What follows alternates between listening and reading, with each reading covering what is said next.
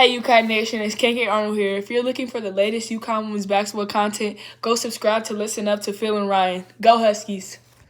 Thank you, KK. Phil and Ryan, listen up. And Ryan, in this episode, we are going to preview the Iowa State and the UConn Huskies Hall of Fame Women's Showcase, Ryan, and that'll be on FS1 tomorrow at 8:30.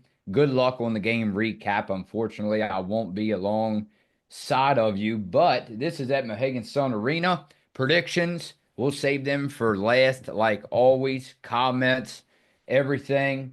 Ryan, there's one name that I think about when I think about Iowa State, and that is Audie Crooks. Well, this Iowa State team started the season ranked pretty high at eighth, so inside the top 10. They had a very bad loss to an unranked Northern Iowa team, and a week later got blown out of the water by South Carolina. Cyclones also lost to a ranked Iowa team, which now puts their record at 9-3. And the latest AP poll just came out about 5 minutes ago, and Iowa State is now unranked going into this game. So a bit of a surprise Ooh. on that one. Into this matchup, of course, with the 9-1 UConn Huskies, who now fell to number 4 in this week's AP poll. The Irish jumped to number 3 after beating UConn. So of course Iowa State unranked. This game be playing at the Mohegan Sun, so a pretty fun change of scenery. And of course, like you mentioned, a big one is the Hall of Fame Women's Showcase. Iowa State, though, part of a tough Big 12 conference, so after this game, their schedule's not going to get very much easier as they have not beaten a ranked team inside the top 25. I think a lot of us are familiar with the name. You already said it. Oldie Crook, she took social media by storm last year after dropping a 40-piece in the first round of March Madness. And so far this season, she's leading the team, sophomore center, averaging 21 and a half points and 8 rebounds. Addie Brown is another great young talent, the sophomore forward, averaging almost 14 and a half points and 7 rebounds. And senior guard Emily Ryan also pacing Iowa State, averaging almost 8 points and 7 assists.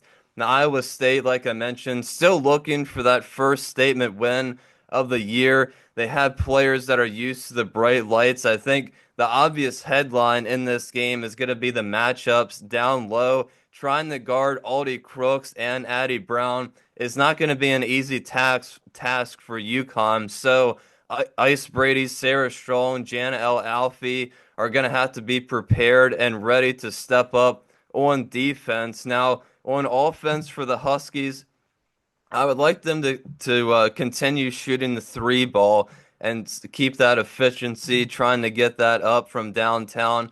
I think they just need to sort of find a consistent flow on offense that seems to be fading away just a little bit in recent games. Kind of picked it back up against Georgetown, but I would like to see a more consistent flow and for them to be able to stay in that the whole game.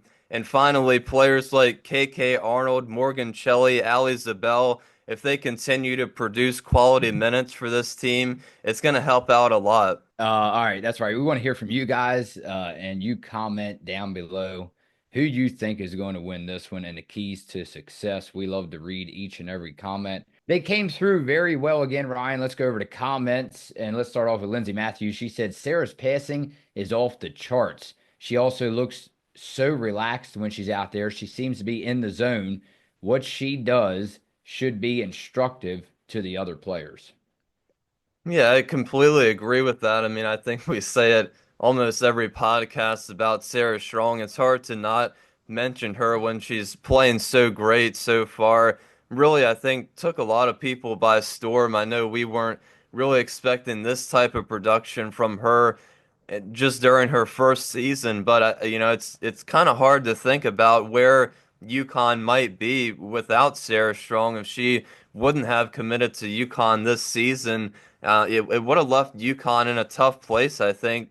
Obviously, just having Ice Brady, Jan L. Alfie, and not much depth behind them. So having Sarah Strong on the team has been just really, really kind of saved UConn's season in a way. If you think about the depth that we have at the forward position, Sarah Strong being able to step into that spot has just catapulted UConn's season. This is my kind of person, Ryan. BRN Soldier said, "Hey, Phil and Rye, I think everyone ate today. So good. Team win. Good to see the freshmen getting comfortable. This will pay off in March." Ooh, talking about March already, Ryan. Yeah, I think so too. It was good. It was definitely good to see another team win. It felt like it had been a week or two since we got that feeling of a complete team win. But I think, the trend in that is when it's a kind of a blowout game and UConn's leading by about 20 points, where, the bench players and the freshmen are able to come in and, have more minutes than what they would normally see. So I think my only concern with that is, that might only happen when UConn has those sort of, blowout games. But hopefully they can get, included in the closer games, maybe possibly starting with this game tomorrow night. Predictions. Who wins and the score? Well, I think it's going to be a close game. I'm expecting a closer one. Obviously, UConn still having the home court advantage at Mohegan Sun, so I'm sure those fans there are going to be just as loud as they would be in Gamble or the XL Center. I have UConn winning, but I think it's mainly going to come down to, like I mentioned, the matchups down low. I'll say UConn 74, Iowa State 67.